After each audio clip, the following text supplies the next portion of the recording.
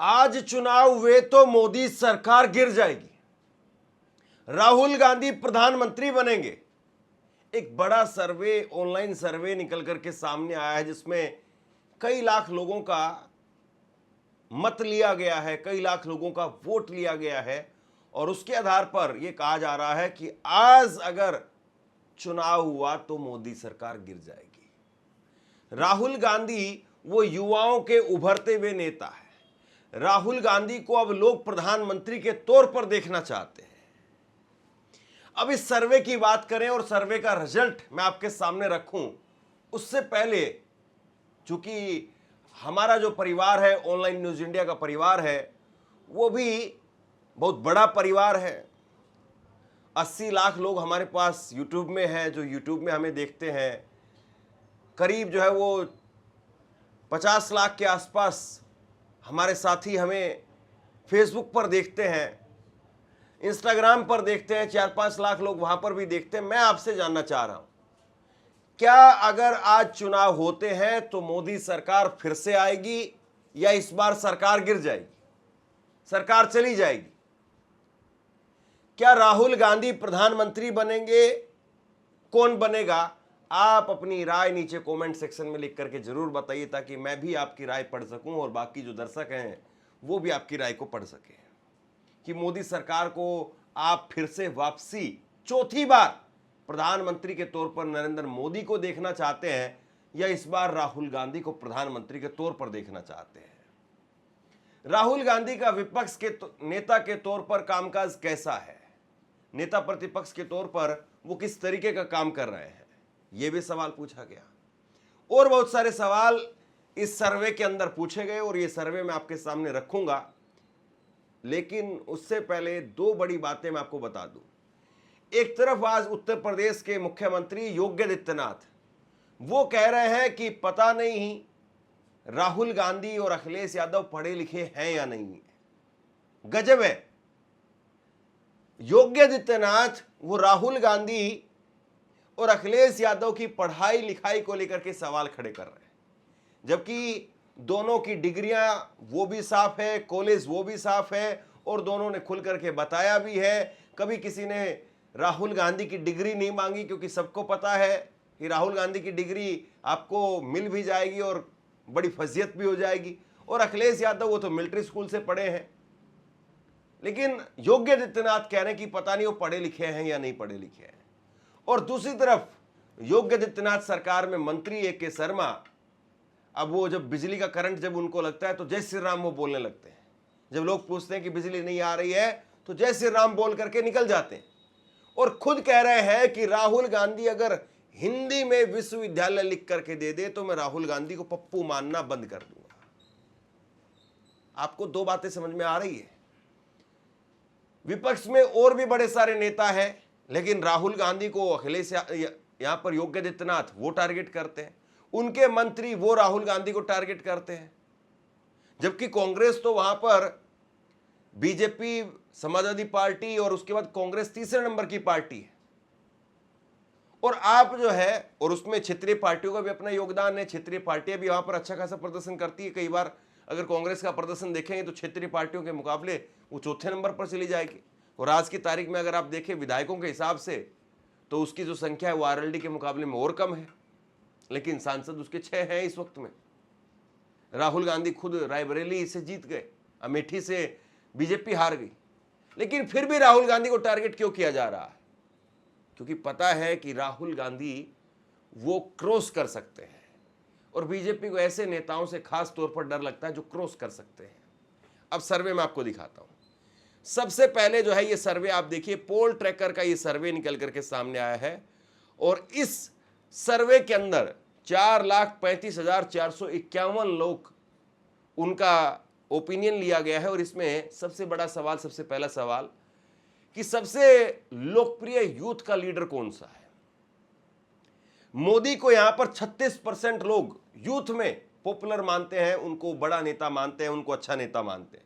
वहीं राहुल गांधी को 58% लोग यूथ के बड़े लीडर के तौर पर देखते हैं और बाकी 6% लोग हैं। पोल ट्रैकर का ये सर्वे है और ये सर्वे हुआ है 3 जुलाई से 7 अगस्त 1 महीने का तकरीबन ये सर्वे है।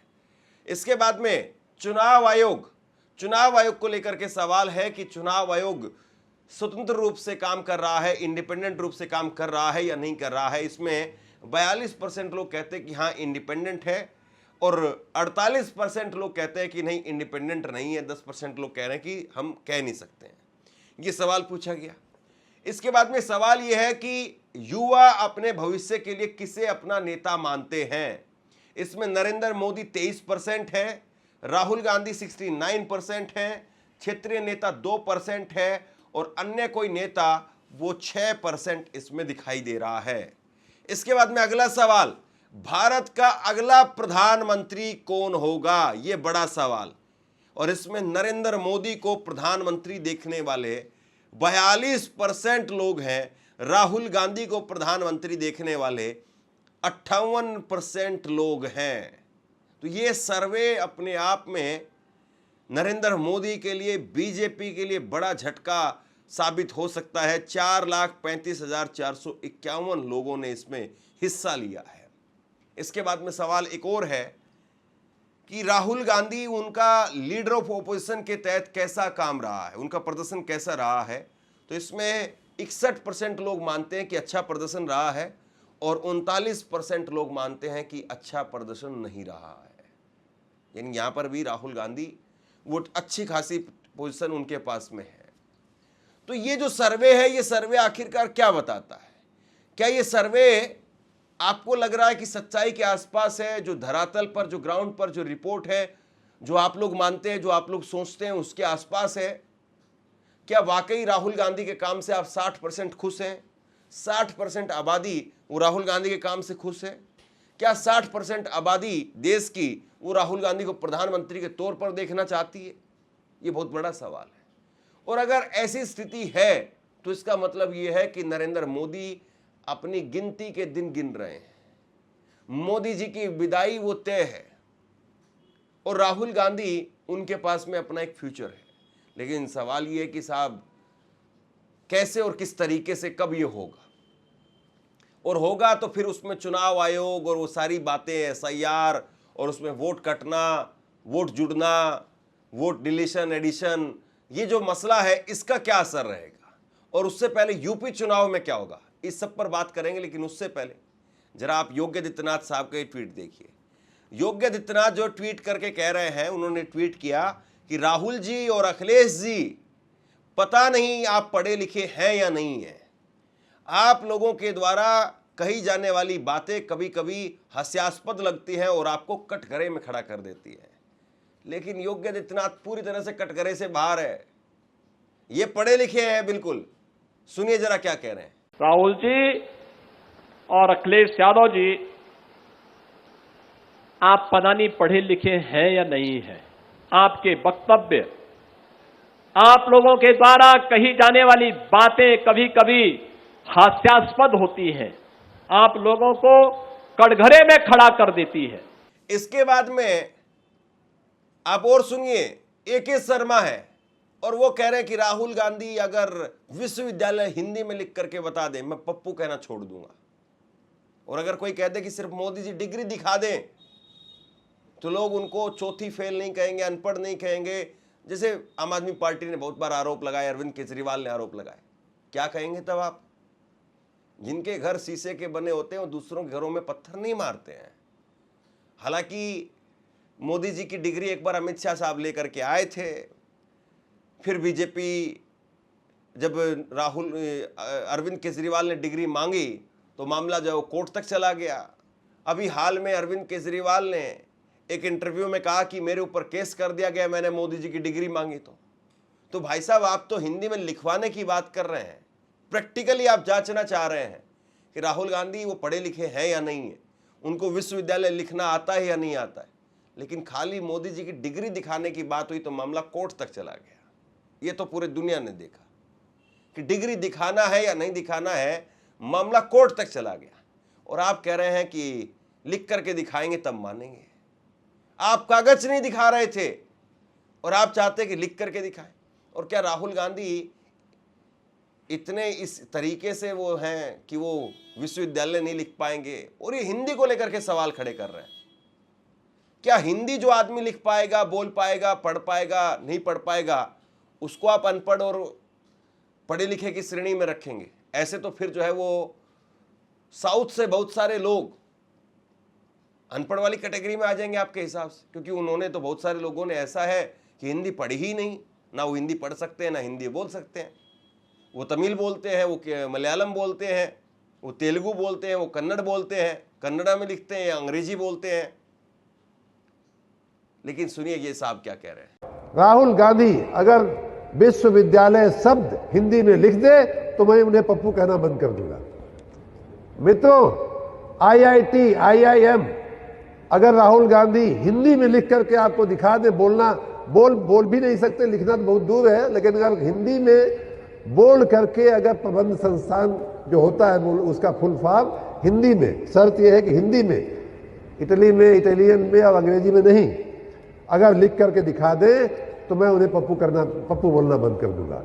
दरअसल बीजेपी के इन नेताओं को लगता है कि बीच बीच में जब नंबर कमजोर हों और अब चुनाव आ रहा है, फिर टिकट वाला मसला होएगा, इसीलिए राहुल गांधी का बीच बीच में नाम लेते रहो, दिल्ली तक खबर चली जाएगी, 4 चैनलों में बात होगी, लोग भले ही ट्रोल करेंगे, गाली देंगे, लेकिन कम से कम चर्चा तो होगी, पता तो चल जाएगा कि A.K. शर्मा वो भी काम कर रहे हैं, वो भी भाषण देने के लिए कहीं पर गए थे, उन्होंने एक बयान दिया है। लेकिन क्या राहुल गांधी को आप हल्के में ले सकते हैं? अभी तो मोदी जी पप्पू नहीं बोलते हैं A.K. शर्मा जी, अभी तो अमित शाह पप्पू नहीं बोल पाते हैं। तो पहले अमित शाह जी से तो पूछ लीजिए कि राहुल गांधी को लेकर के उनके विचार क्या है। 15-20 दिन हो गए हैं, संसद में अमित शाह दिखाई नहीं दे रहे हैं। उनको कौन रोक रहा है संसद में आने से? वो आए, बैठे। अब इसके लिए कोई इनविटेशन देने की जरूरत है क्या?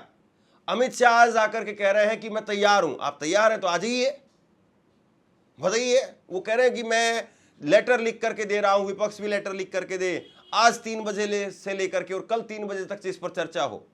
अरे आप आइए और बयान दीजिए। आप पहले दिन बयान दे देते, आप 20 तारीख को बोल देते, आप 21 तारीख को बोल देते, 22-23 बोल देते। आप कौन रोक रहा था आपको? आप नहीं बोल पाए और आप कह रहे हैं कि ये नहीं, वो नहीं, वैसा नहीं, वैसा नहीं। और ये आपके जो मंत्री हैं वो कह रहे हैं कि राहुल गांधी को पप्पू मानते हैं।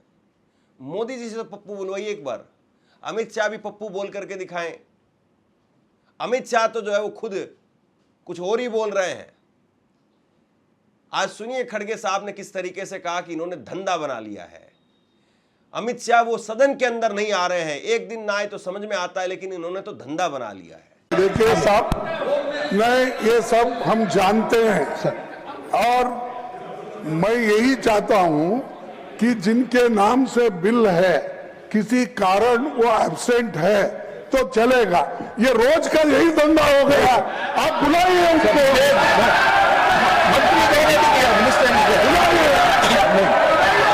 बुलाइए सदन में बुलाइए। देश के अंदर एक तरफ विपक्ष अब सरकार के ऊपर जबरदस्त तरीके से हमलावर है, दूसरी तरफ जेन जी है और तीसरी तरफ अब जेन अल्फा वो मैदान में कूद गया है। सरकार किस तरीके से बचेगी और सरकार किस तरीके से अपने आप को बचाएगी, ये बहुत बड़ा सवाल है। पोल ट्रैकर का जो सर्वे है या किसी भी सर्वे पर आप सवाल खड़े कर लीजिए या आप कह दीजिए कि नहीं ये तो फालतू है, ये तो एक्स्ट्रा दिखा दिया, अपने आप से दिखा दिया, लेकिन जमीनी सच्चाई क्या है? आज की तारीख में जमीनी सच्चाई क्या है, इस पर तो सवाल खड़े होंगे कि जमीनी सच्चाई क्या आज की तारीख में यह है कि नरेंद्र मोदी को लोग 400 पार सीटें देंगे। क्या जमीनी सच्चाई यह है? या जमीनी सच्चाई यह है कि इस बार 140 भी नहीं आएगी? पिछली बार तो 240 आ गई थी, इस बार 140 के भी लाले पड़ जाएंगे और बीजेपी 140 पर सरकार नहीं बना पाएगी। ये लिख करके ले लीजिए। कांग्रेस की अगर 140 सीटें आई तो कांग्रेस सरकार बना लेगी। क्यों? इसकी वजह है, इसकी वजह यह है कि सब जानते हैं कि बीजेपी के हाथ में अगर बागडोर चली गई तो फिर चाहे वो 140 हो, 240 हो, बीजेपी फिर वो 400 के तरीके से ट्रीट करती है। और कांग्रेस के हाथ में अगर 140 में भी अगर सरकार आई तो उसमें अपनी सबकी हिस्सेदारी रहेगी। तो उसके बाद में चाहे नायडू हो और चाहे महाराष्ट्र के अंदर हो, चाहे एनसीपीआई वाले मामले आए हों, ये सब पलटी मार जाएंगे। क्योंकि जब तक रिमोट आपके पास में है, जब तक स्विच आपके पास में है, ठीक है आपके हिसाब से पंखा चल रहा है, आपके हिसाब से लाइट चल रही है, आपके हिसाब से एसी काम कर रहा है, लेकिन जैसे ही रिमोट आपके हाथ से निकलेगा फिर पंखा भी बताएगा कि कैसे घूमा जाता है, लाइट भी बताएगी कैसे चमक लगाई जाती है, और एसी बताएगा कि कैसे ठंडी हवा फेंकी जाती है। फिर हर कोई अपना रंग दिखाएगा। अभी तो जब सिस्टम सारा का सारा भाजपा के पास में है, वरना आज नरेंद्र मोदी को कितने लोग देखना चाहते हैं विपक्ष के अंदर या उनके साथ में, उनके सरकार के साथ में। सोचिए जरा इस बात को। तो बहरहाल सबसे बड़ा सवाल यही है कि अगर आज चुनाव हुए तो सरकार का क्या होगा? क्या वाकई नरेंद्र मोदी की सरकार फिर से रिपीट करेगी और दुगनी ताकत से रिपीट करेगी, या इस बार तो सरकार गई? इस बार अगर चुनाव हुए तो सरकार चली जाएगी? नीचे कमेंट सेक्शन में अपनी राय लिख करके जरूर बताइए। इस वीडियो को लाइक कीजिए और चैनल को सब्सक्राइब जरूर कीजिए। शुक्रिया, थैंक यू।